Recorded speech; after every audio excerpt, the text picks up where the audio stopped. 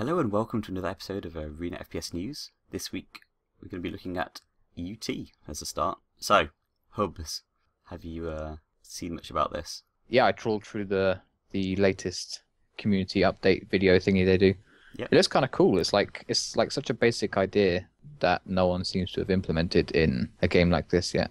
I really like it. So to kind of explain what it is, if you have not seen the video, it's a bit like, I guess, a lobby for a dedicated server. It's kind of similar to how lobbies work on like console games, but the difference is instead of it being someone's personal lobby, it's like the lobby of the server. Would that be the best way to describe it? Yeah, it's kind of like an IRC channel that can spawn servers. And through that, like if you're an admin, you can spawn servers with certain mutators, you can block people, or you can get rid of people, or you can do all sorts of fancy things.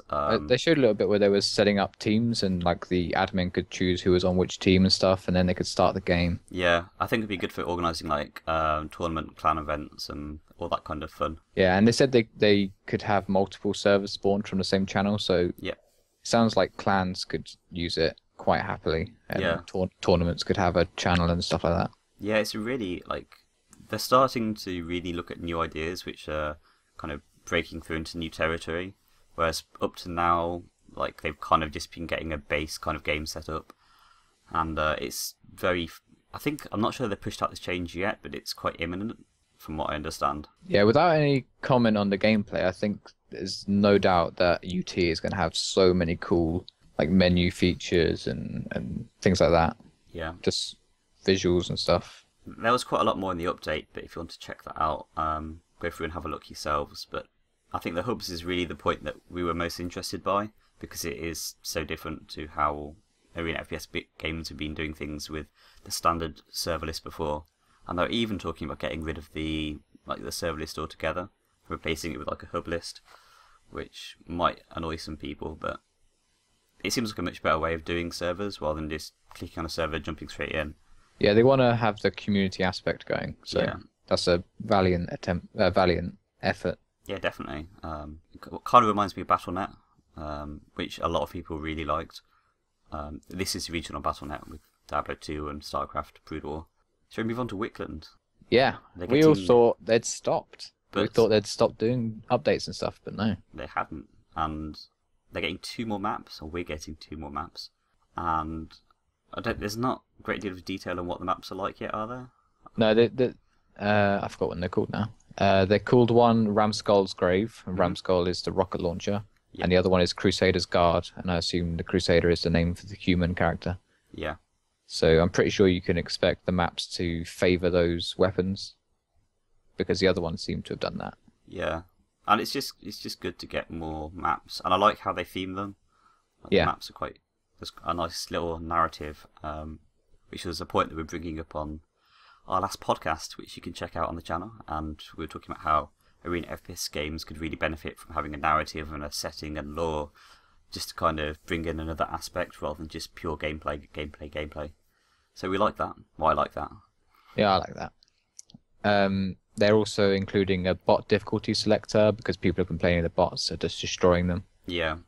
The bots need to be kind of just. I think a difficulty is the best way of doing it, because some people are a new player's just gonna get destroyed, and a really good player might not find it all too challenging. Yeah, I hope that this means they're not quite done with it. Yeah. I hope we can expect more updates and things like that, but who knows? I mean, these days, like saying a game's finished is really kind of not a very good way of phrasing it, in my opinion, because no game's ever really done, because patches exist now. We have the internet, we can patch things really easily. It's scary when they say that. Yeah, it's scary when they say, "Oh, we're done," because it kind of insinuates that they're not going to do any more work on it. But if they are going to do more work on it, that's brilliant. So, all for that. Reborn. There's been the amazing Reborn Show number 2. Yeah, these are just getting more and more professional every time. Yeah. that was a joke, they're not, but that's part of the charm. Yeah. This time, still no gameplay discussion, much to my disappointment, but he showed off some concept art for the rocket launcher. Yep. 5 different concept art versions, which he asked for chat to vote on, say which ones they liked the most. Then he showed off some for the machine gun. Yeah. Yeah, it was like a machine gun, chain gun sort of weapon. I mean, and they look good. Yeah, I thought the rocket launcher looked really cool. Yeah, definitely. That was. It's interesting how a lot of these games seem to go for the rocket launcher first, so reflex as well. Yeah, it was kind of iconic, isn't it? Yeah, it's like the most iconic and usually the most not powerful, but it's a weapon that really plays a big role in how these games are played. Yeah, he had a big focus on visibility, and he mentioned something about not wanting people to have to hide their weapons. Yeah, because he's bringing up Evolve, I remember. I think it was. Yeah, because that had a massive rocket launcher or something. Yeah, all the weapons in Evolve are just like they take up a quarter of the screen almost, and you're saying how he wants to kind of not follow that route, which is... There's an upside and a downside to it. He sounded like he didn't want people to have the option to hide their weapons completely, which to some Quake players that might be disgusting. Yeah. But on the other hand, he wants visibility and it to be a competitive sort of setup. So I mean, it's good because I think it's a way you could bring in more revenue if you could kind of make weapons. You could sell weapon skins, basically, is what I'm trying to say. Yeah. And as long as the weapons themselves are not really in the way too much at all, that's probably a good way of making a microtransaction work. I think that's what he's going for. He showed off his map as well, I don't think it's a map. It's just a reskin of an already existing map, but it was kind of a concept from one of his art guys about what they might like it to look like. But he actually said he didn't like it, which I'm kind of happy about because I also don't like it. Mm-hmm. It's super shiny, super clean. Someone in the ESR said it looked like it was please take your shoes off before you enter the arena. She was saying it looks like a hospital, and it does. And I kind of liked, like Reflex had that gothic art concept they had for CPM3. Yeah. Which looked really cool. I kind of want more like that, more gritty, disgusting sort of levels, but with high visibility. This kind of looks like Warsaw mixed with Mirror's Edge, mixed with some bleach. I mean, I think having different types of map aesthetics is always good, because some people are not going to like that, but some people might like that. Yeah, I think the best way of doing it would be having a good map layout, but being able to skin it, and possibly having like map skins, or aka texture packs, as a microtransaction. So it doesn't really, if you can do it in a way that doesn't affect the playability and doesn't affect the balance, that'd be really good. Because if it's just preferential, then you could skin the map in any way you wanted, really. The way he was talking about it was that map makers could. He wants to make it so map makers could have a map with mountains or a really disgusting castle or a really shiny level or whatever they want, really. So I think we can expect variety. But I'm glad to hear that he didn't like this, so at least we can expect the first levels that come out as stock with Reborn aren't going to be shiny hospital levels. Cool. So there's been a rather large Toxikk Patch, which I've played. I'm not sure if you have yet. I haven't yet, so you're going to have to take the lead on this one. Oh dear, bit pressure, it's mounting. So it feels it's capture the flag, but it's capture the cell, which is basically a flag. And it has weapons, and there's a new it has weapons. It has vehicles, and there's a new weapon as well. And I played a couple of rounds, and to be honest, it's not my vehicle game modes in arena FPS games aren't really my jam. No, I'm with you there. I think for the people who do like that kind of thing, they'll really be into this. And the comments in chat was like, oh my god, this is amazing, it's like Halo, or it's like UT4. And there's a large section of the arena FPS kind of fan base which are really into that kind of thing. And all the power to them. Like, not everyone's going to want to play duels all the time. And I think for those kind of people, this is going to be like perfect. It's pretty well balanced. It feels a little bit large possibly, but I think that might be because the server I was in wasn't full. And I can't comment too much on the vehicles because I'm not a big aficionado, but there's like a Warthog type thing, which is a van with a little plasma thing on the top, which can hold 2 people. There's kind of a hover bike type thing, which just hovers and fires lasers. Like a Wraith in Halo. Yeah. And then there's the kind of fly ship, which I can't remember the name of because I'm terrible with names of things. But again, like a Hornet in Halo. Yeah, I think so. Which kind of can fly quite high above the map and rain down plasma on people. Okay, and then so there's like a Banshee in Halo. yeah, exactly, Banshee. And then there's this kind of jet bike type thing, which I'm a little bit unsure whether, because what you can do is you can grab the cell and then just jump on your jet bike and get back to your Oh, own... you can take yeah. the cell onto vehicles. So, and also it's a personal vehicle, so you don't have to pick it up. You just press G, I think the button is, or it might be J, one of the two, and you just jump on this jet bike and then you fly through the map and you're back. Okay, because one thing they usually did on games like that was you couldn't drive if you had the flag or the cell or whatever it is, but someone else could drive you. Yeah. Do they not have that? Not that I could see. Well, I just jumped on my jet bike and flew back and got a really fast capture. And hopefully the footage is showing that right now, if I'm not terrible at editing. So, I mean, it's fun. There might be some frame rate performance issues for some people. When I was recording, it like tanked my frame rate, but that's because I was recording. But when I wasn't recording, it was quite fine.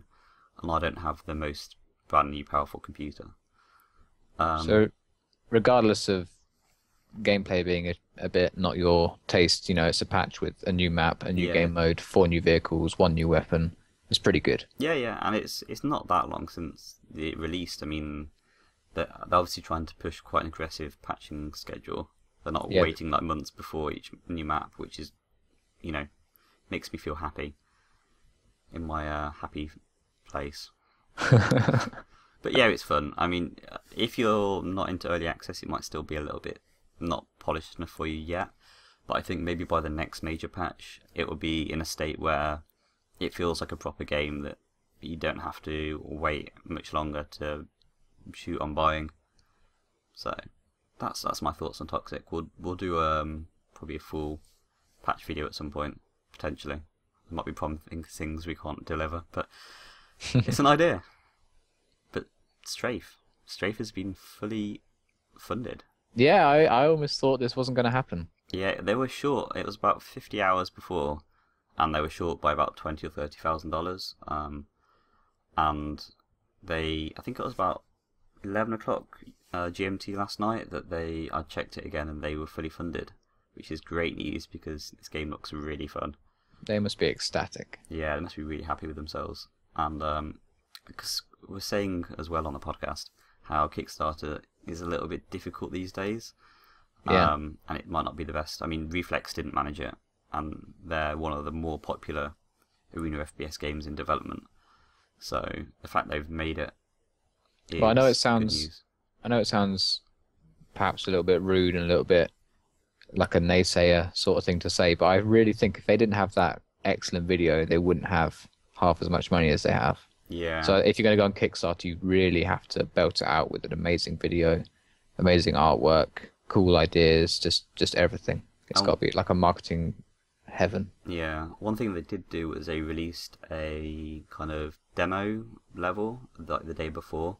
Yeah, that probably saved them. And kind of originally were saying we're not going to release anything yet. It's not ready. But they kind of, I think maybe they saw the funding goal was a little bit possibly out of reach, so they released this kind of demo level, and I'm pretty sure that's what carried them over the line. So I'm really happy for them. It looks really fun, and although it's not a multiplayer game, it's very much of the same ilk of the other games we're looking at. It's the same kind of setting almost. I don't know the best word to describe it. Yeah, I know what you're saying. Yeah, it's definitely I'll definitely be playing it. Yeah. The sad thing is if you bought the basic pack where I think it's £15 and you get the game, you won't see the game till May 2016. Yeah, which is might be a bit of a I mean, anyone who's trying to look at it now, because they might be like, oh, it's been successfully kickstarted, I'll fund it now. Which some people do that. They might be put off by that, but yeah, I mean, game development takes a long time. There's no way. Yeah, it's not around that. Can't blame them. But yeah, if you bought the early shareware access, I think you get it sometime this year. So maybe that's something people, because I think there's still time to buy it if we get this video up in a reasonable amount of time, which probably isn't going to happen. Oh, we can try. But I think that pretty much wraps up everything we want to talk about this week. It's a good week. Yeah, there's a lot been going on, and hopefully it's going to be kind of from now on more good news every week. We'll have some more news for you next week, and possibly something up at the weekend. So thanks for watching, and I'm Galangua, and I'm signing off. And this is the I'm Neeple. I'm also signing off. The wonderful Neeple. Oh, come on now. The distinguished. Oh, Neeple, for you guys, has written an article for FPS Pulse, so you should definitely check that out. Just to add in at the end, and it's kind of like it's like a pairing to what we do on our videos. It's kind of a news update, but in article text form. Yes, if you're sick of hearing our voices, which you shouldn't be, because we're very beautiful people. You can just read that. But yeah, definitely check out FPS Pulse. It's a great website. Cheers. Thanks everyone. And goodbye everyone.